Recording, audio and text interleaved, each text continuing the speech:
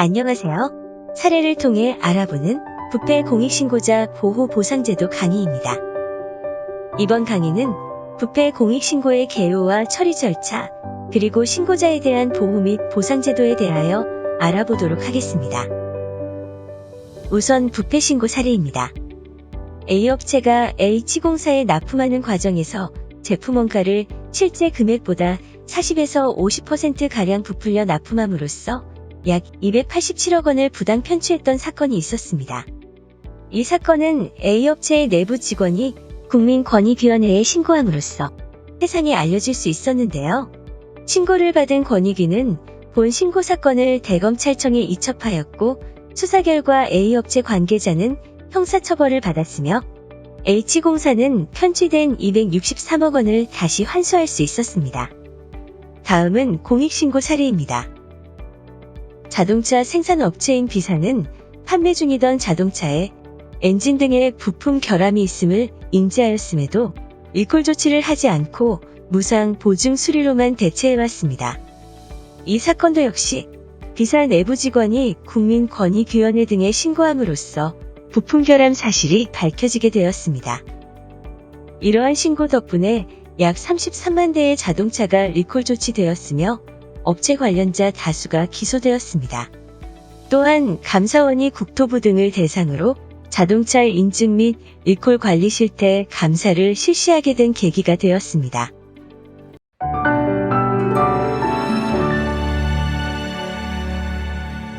이와 같은 사례에서 알 수 있듯이 부패 공익신고의 중요성은 매우 크다 할 수 있겠는데요. 그러면 부패 공익신고란 무엇인지, 그리고 이에 따른 긍정적 효과는 무엇인지 알아보겠습니다. 그럼 부패 신고란 무엇일까요? 부패방지권익위법 제2조 제4호에 따른 부패행위란 첫째, 공직자가 직무와 관련하여 지위나 권한을 남용하거나 법령을 위반하여 자기 또는 제3자의 이익을 도모하는 행위. 둘째, 공공기관의 예산집행, 재산관리, 계약과정 등에서 법령을 위반하여 공공기관의 재산상 손해를 가하는 행위를 말합니다. 아울러 이와 같은 행위나 그 은폐를 강요, 유인하는 행위 또한 부패행위에 해당하며 이러한 부패행위를 국민권익위원회나 피신고자의 소속기관, 지도감독기관에 신고하는 것을 부패신고라 합니다.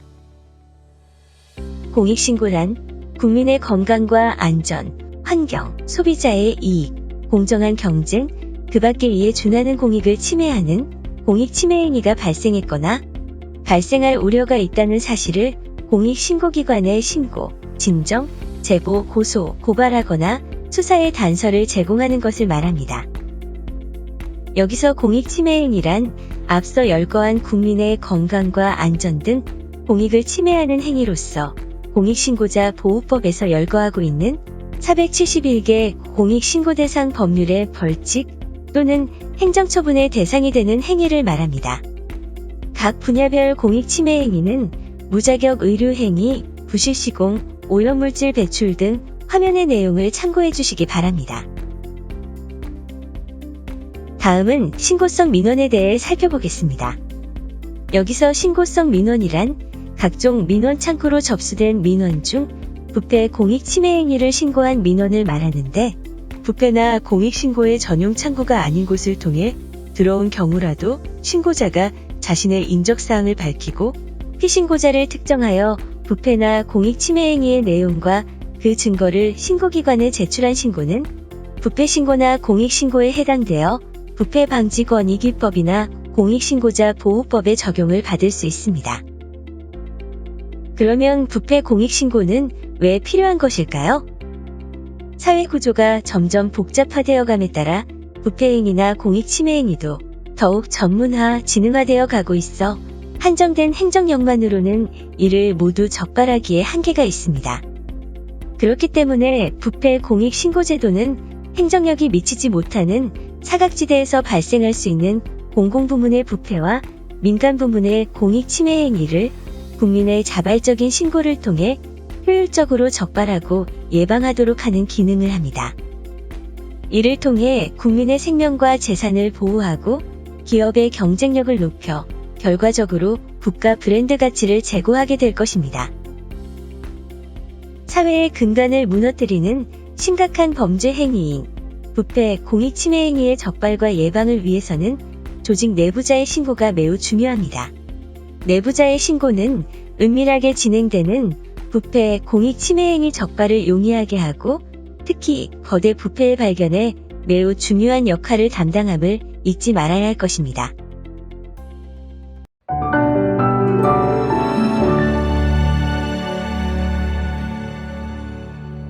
다음은 부패 공익신고 방법과 처리 절차에 대해 알아보겠습니다. 부패 및 공익신고는 누가 어느 곳에 할 수 있을까요? 부패 공익신고는 누구나 가능하며 국민권익위원회 또는 수사기관 등을 포함하여 법령에서 정하고 있는 신고기관에서 신고할 수 있습니다. 특히 공직자는 직무를 수행하면서 부패행위나 공익침해행위를 알게 된 경우 부패방지권익위법 제56조 공익신고자보호법 제7조에 따라 국민권익위원회 또는 수사기관 등에 신고해야 할 의무가 있습니다. 이번에는 부패신고와 공익신고 방법에 대해 알아보겠습니다. 부패신고나 공익신고를 하려는 사람은 신고자 본인의 인적사항을 기재하고 신고 대상과 신고 내용을 기재한 기명의 문서로 신고해야 하며 이때 부패행위 또는 공익침해행위의 증거를 함께 첨부해야 합니다. 신고자가 누구인지 알 수 없는 익명신고의 경우 관련 법령에 의거한 적법한 신고 방법이 아니므로 보호와 보상이 제한될 수 있습니다. 부패 공익신고는 비실명 대리신고 제도를 통해서도 진행할 수 있는데 비실명 대리신고란 신고자가 자신의 인적사항을 밝히지 않고 변호사의 이름으로 국민권익위원회에 신고하는 제도로서 신고자의 동의 없이는 신고자의 인적사항 등이 들어있는 봉인된 자료를 열람할 수 없도록 하여 신고자가 보다 안심하고 신고를 할 수 있도록 하고 있습니다. 기존에는 공익신고만 가능하였는데 2022년 7월 5일부터 부패신고에 대해서도 변호사를 통해 비실명 대리신고를 할 수 있게 되었습니다. 이렇게 신고자 보호를 철저히 해줄 수 있는 좋은 제도라고 해도 변호사 선임 비용 때문에 이용이 쉽지 않다면 안 되겠죠. 국민권익위원회는 변호사 선임 비용을 고민하는 내부 신고자를 위해 2022년 5월 현재 98명의 변호사를 위촉해 비실명 대리신고 자문변호사단을 운영하고 있으며 내부 신고자를 위한 상담과 대리신고에 힘쓰고 있습니다. 공익신고자 보호법에 따른 내부 신고자는 다음과 같습니다.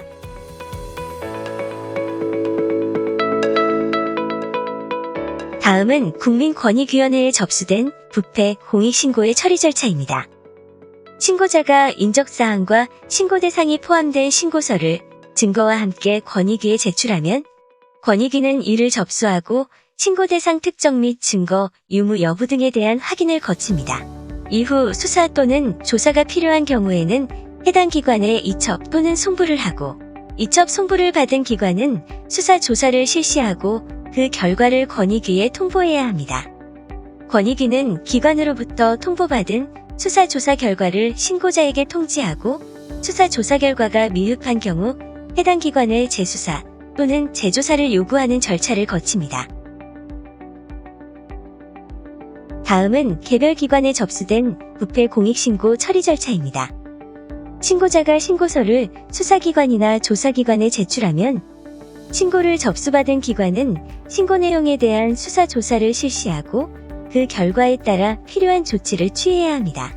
다만 관할에 속하지 않은 신고를 접수한 경우에는 신고자 비밀 보장을 위해 신고자의 동의를 받아 이송하고 부패행위나 공익침해행위와 관련이 없는 경우 등에 있어서는 종결 처리할 수 있습니다.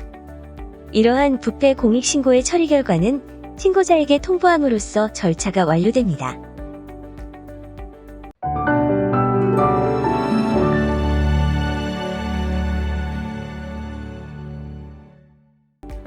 그러면 신고 처리 시 유의해야 할 중요사항은 무엇일까요? 이번 장에서는 신고 처리 시 중점사항 및 신고 사례에 대해 알아보겠습니다. 신고 처리 시 가장 중요한 부분은 바로 신고자의 비밀을 보장하는 것입니다. 신고자에 대한 비밀이 지켜지지 않는다면 누구라도 용기를 내어 신고하기가 어려울 수밖에 없기 때문입니다. 누구든지 신고자의 동의 없이 신고자의 인적사항을 다른 사람에게 알려주거나 공개, 보도하는 것이 금지되며 이를 위반할 경우 형사처벌 대상이 됩니다. 특히 공익신고의 경우는 조사를 통해 공익침해 행위가 발견되기 전에는 피신고자 인적사항 등을 포함한 신고 내용 공개를 금지하고 있습니다. 신고자가 신분 공개에 동의하지 않은 사건을 수사기관에 고발하는 경우 관련 서류에 신고자의 성명이나 신고자 유추가 가능한 사항은 반드시 삭제하여야 하며 피신고자나 제3자가 신고자로 가장하여 신고 내용 등을 문의하는 경우도 있으니 신고자 유추가 가능한 내용을 발설하지 않도록 주의가 필요합니다. 그리고 신고자에 대한 신변 위협, 불이익 조치에 대한 사실을 알게 된 경우 즉시 권익위에 보호 조치를 신청하도록 적극 안내하고 신고 처리 결과를 통지할 때 신고자에게 보호, 보상 제도 안내문을 반드시 제공해야 합니다. 그럼 신고자의 신분 유출 사례들에 대해 알아보겠습니다. 첫 번째 유형은 신고성 민원에 대한 숙지 미흡으로 인한 사례인데요. A 공무원이 접수된 공익신고를 단순 민원으로 판단, 피신고자가 소속된 기관으로 이송하여 신고자의 정보가 그대로 유출된 사례입니다. 두 번째 유형은 접수 및 처리 과정의 부주의에 의한 사례로서 신고자는 권익위에 피신고자를 신고한 것 외에 경찰에도 고소하였는데요. 이와 관련하여 피신고자가 경찰에 고소장을 정보 공개 청구하자 담당 경찰관 B는 이를 처리하는 과정에서 권익위 신고 내용까지 그대로 공개하여 신고자가 권익위에 신고한 사실까지 알려지게 된 사례입니다. 다음은 세 번째 유형으로 조사, 수사 및 소송 과정에서의 부주의에 의한 사례로서 유통기한 위반 신고를 접수한 시 공무원이 피신고업체를 조사하는 과정에서 증빙자료인 영수증을 그대로 보여주어 신고자의 정보가 피신고업체에 노출된 사례입니다. 다음은 네 번째 유형으로 보도자료 등을 통해 언론에 신고자의 정보가 노출된 사례로 신고자 A가 소속 병원의 의료법 위반 행위를 신고했는데 경찰은 해당 사건의 수사 결과에 관한 보도자료를 내면서 신고자의 구체적인 직급을 언급하여 신고자의 신분을 유추할 수 있게 한 사례입니다. 다음은 신고자의 신분 유출 사례에 이어 부패신고 및 공익신고의 사례에 대해 살펴보겠습니다. 우선 부패신고 중 공직자의 사익도모 행위에 관한 내용으로서 첫 번째 사례는 경찰 공무원 A가 소속 경찰서 타 부서 직원인 B에게 사건 무마 청탁을 하는 대가로 모범 선행 경찰관 선발 시 B를 추천하고 허위의 공적조서를 작성한 의혹을 신고한 사례입니다. 다음은 보조금 부정수급에 관한 신고로서 사립유치원 원장 B가 실제 근무하지 않은 배우자를 직원으로 허위 등록하여 인건비를 지급하고 배우자를 사학연금에 가입시킨 후 회사 처리하여 퇴직 일시금과 퇴직수당 등 사학연금을 편취한 것을 신고한 사례입니다. 또 다른 부패신고 사례로는 공공기관을 재산상 손해를 입힌 사례로서 이 공공기관의 법무담당자가 이 공공기관이 재판에서 승소하여 소송 비용을 회수할 수 있음에도 아무런 조치를 취하지 않아 이 기관에 재산상 손해를 입힌 사례이며 또 다른 사례는 공무원 F가 출장 후 조기 복귀하였음에도 공무 상황을 변경하지 않고 출장 여비를 과다 수령한 사례입니다. 이번에는 공익신고 사례입니다. 건강 분야로는 요양원에서 향정신성의약품 접수대장을 실제와 다르게 기재하여 사용한다는 것을 신고한 사례가 있고 안전 분야로는 배수로 공사를 실시하면서 일부 구간에 대해 미설치하는 등 부실 시공을 하였다고 신고된 사례가 있습니다.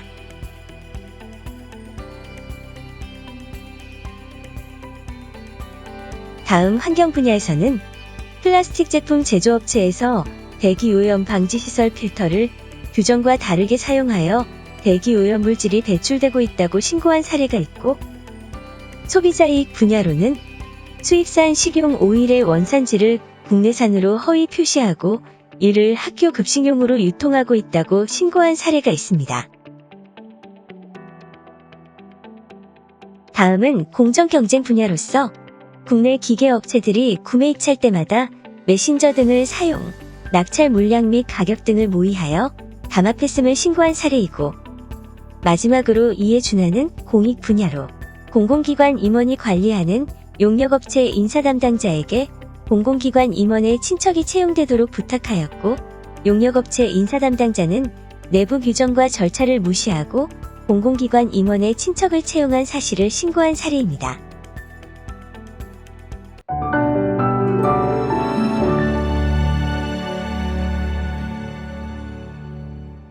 지금까지 부패신고 및 공익신고의 여러 사례들을 살펴보았는데요. 다음은 이번 강의의 가장 핵심 내용인 신고자 보호제도에 대해 알아보겠습니다. 부패방지권익위법과 공익신고자 보호법에서는 부패행위와 공익침해행위에 대하여 누구나 안심하고 신고할 수 있도록 신고자 보호제도를 규정하고 있습니다. 신고자는 비밀보장, 신분보장, 신변보호, 책임감면 등의 보호를 받을 수 있습니다. 다음은 신고자 보호신청 처리 절차입니다.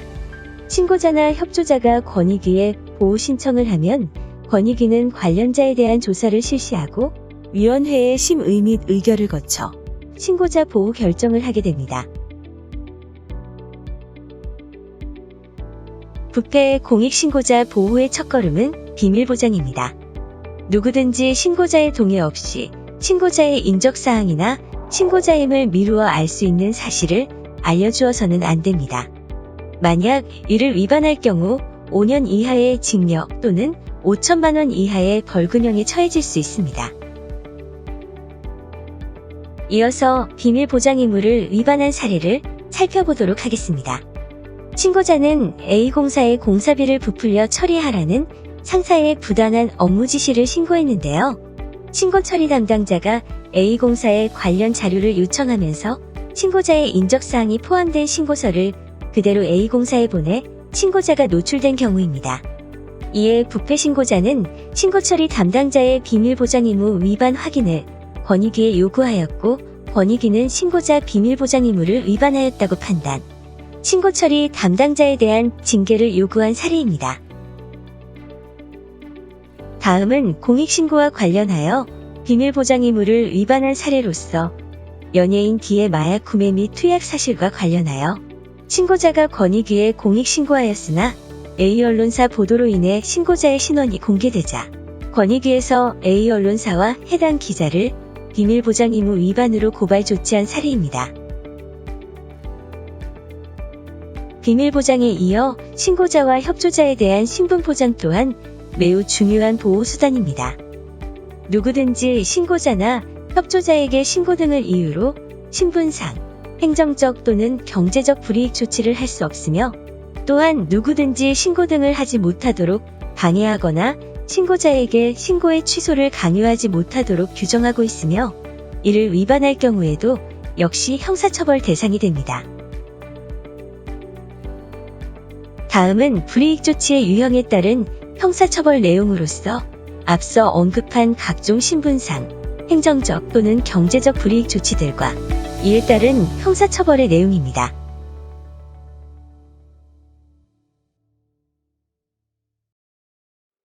부패 신고자가 불이익 조치를 받아 권익위에 신분보장 등 조치 신청을 하면 권익위는 불이익 조치를 한 자에게 30일 이내의 기간을 정하여 원상회복 등을 요구하는 결정을 하여 신고자를 보호합니다.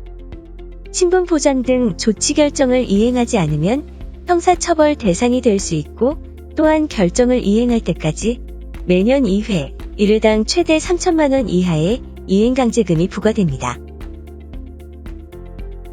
부패 신고자에 대한 불이익 조치가 예정되어 있거나 진행 중이고, 신분보장 신청에 대한 권익위 결정 시까지 회복하기 어려운 피해가 발생할 우려가 있는 경우에는 신고자의 신청 또는 권익위 직권에 따라 45일 이내의 기간을 정해 불이익 조치 절차를 중지할 것을 요구할 수 있습니다. 이때 불이익 조치 절차에 일시 정지 명령을 불이행하면 역시 형사처벌 대상이 됩니다.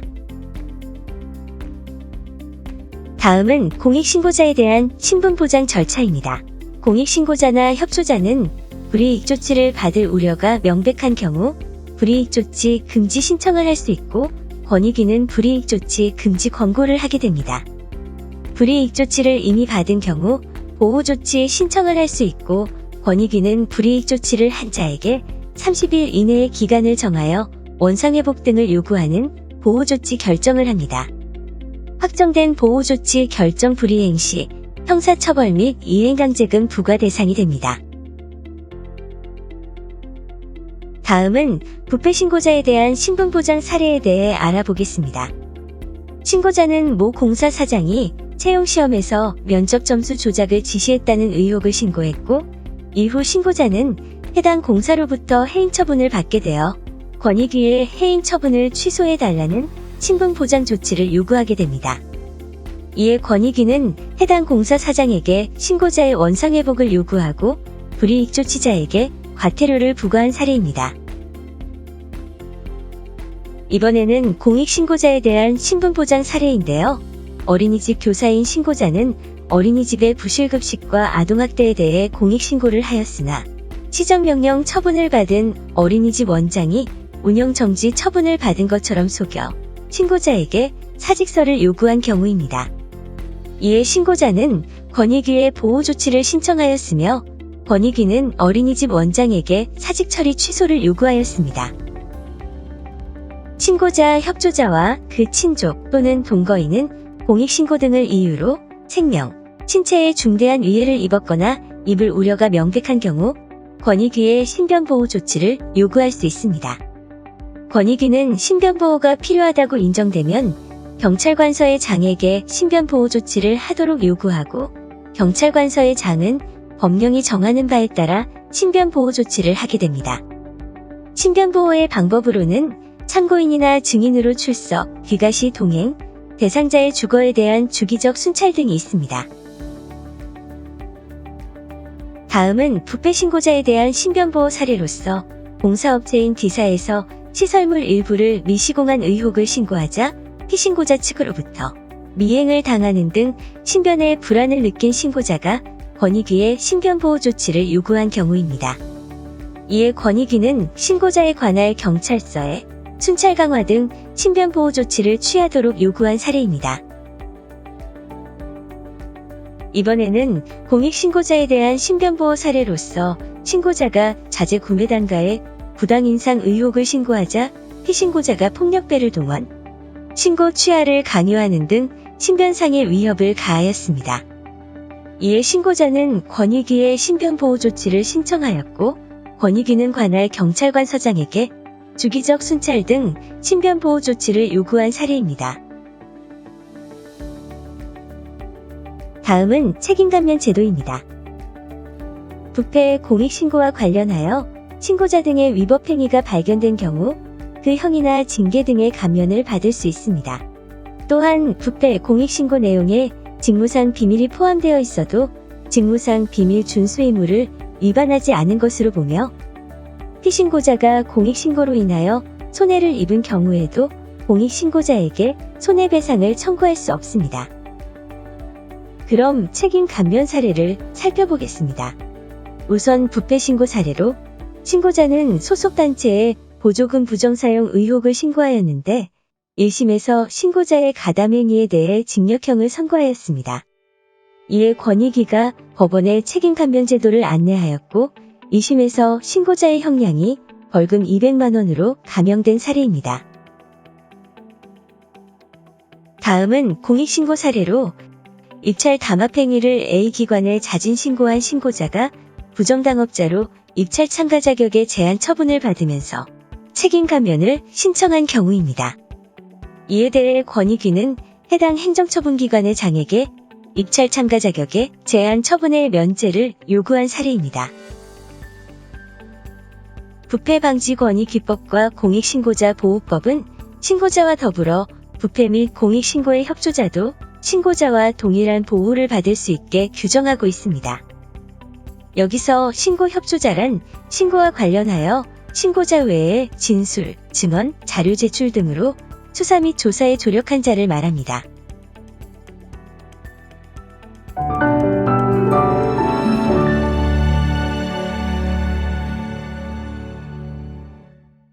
다음은 신고자에 대한 보상제도에 대해 알아보도록 하겠습니다. 신고 보상제도는 공익을 증진시키고 국가 수익 증대에 기여한 신고자에게 금전적 인센티브를 주는 제도로서 보상금, 포상금, 구조금 세 가지가 있습니다.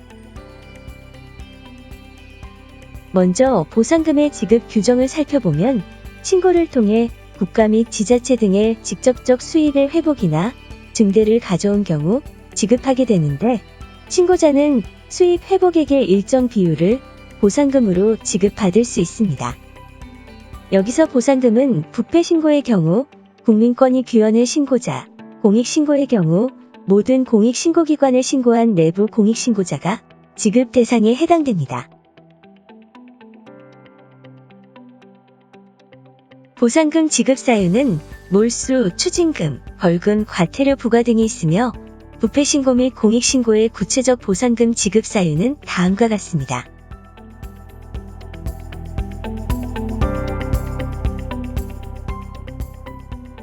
그리고 보상금 지급 절차는 다음과 같습니다.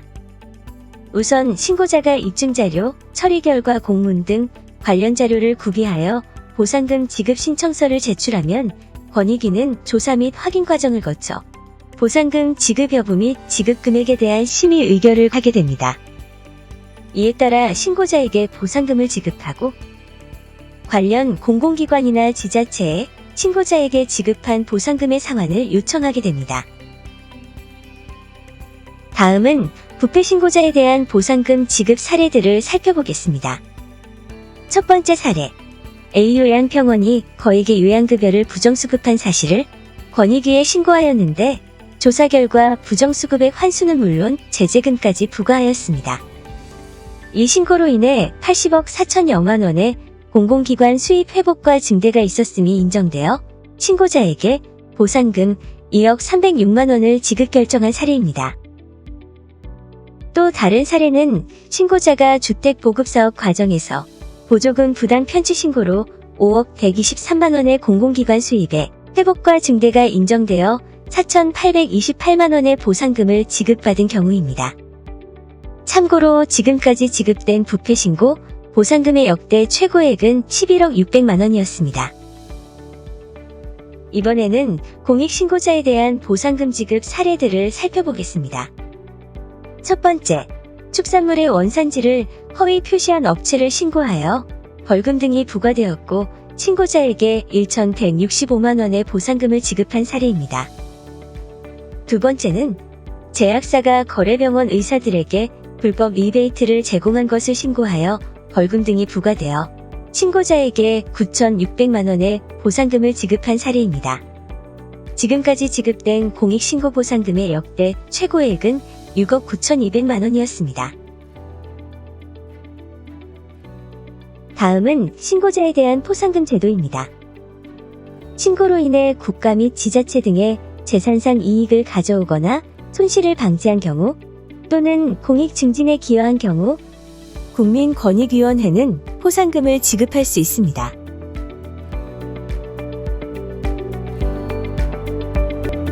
포상금은 피신고자에 대한 형의 선고 등이 있거나 신고로 제도 개선이 이루어지는 등 공익 증진에 기여가 있다고 인정되는 경우 지급하고 있습니다. 구체적인 포상금 지급 사유는 다음과 같습니다.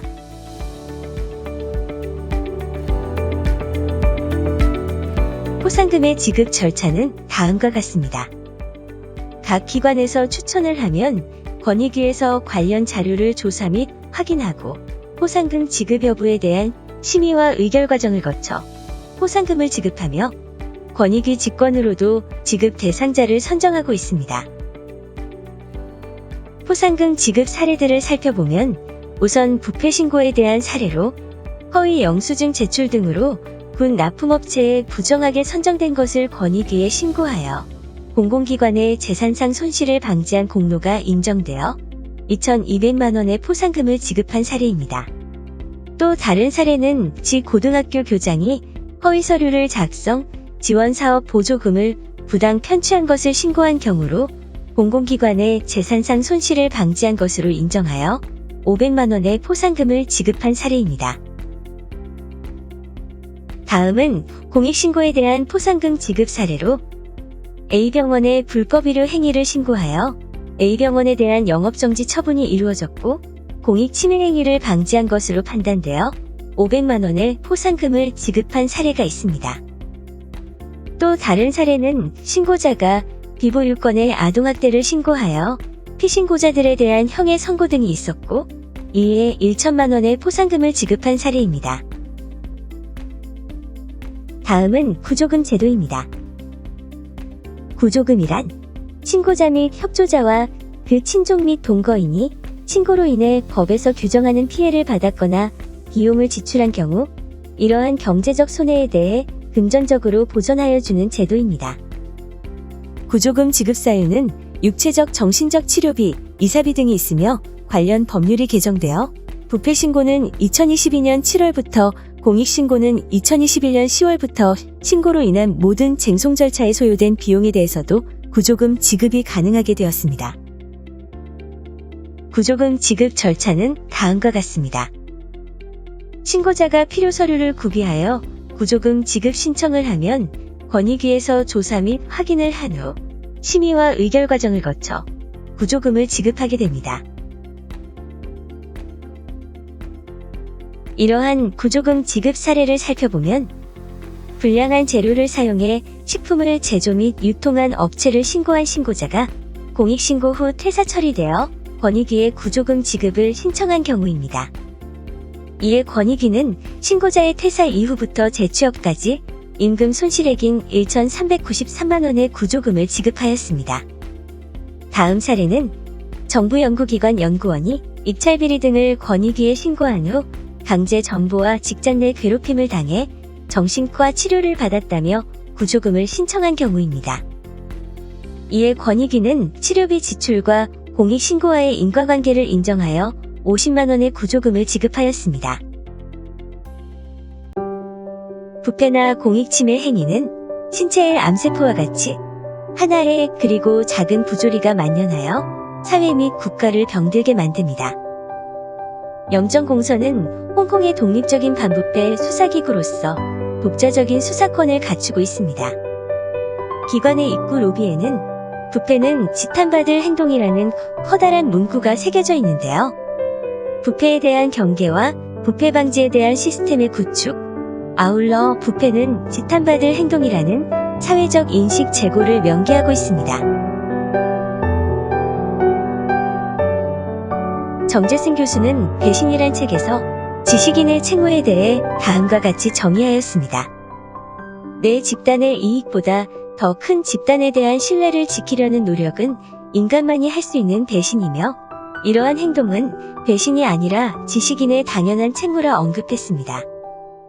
정의를 기반으로 한 이러한 실천이 건전하고 이상적인 더 큰 공동체의 유지와 실현을 위해 꼭 필요한 행동임을 누구나 잊지 말아야 할 것입니다. 지금까지 부패 공익신고자에 관한 보호 및 보상제도와 여러 사례들에 대해 알아보았는데요. 제도에 대한 명확한 인지와 규정의 준수, 신고에 대한 사회적 인식의 올바른 제고가 반드시 필요하다 할 수 있습니다. 세상을 바꾸는 당신의 용기에 박수를 보내며 부패 공익신고를 통한 정의의 실천으로 더욱 건강하고 살기 좋은 대한민국이 실현되리라 생각됩니다. 지금까지 시청해주셔서 감사합니다.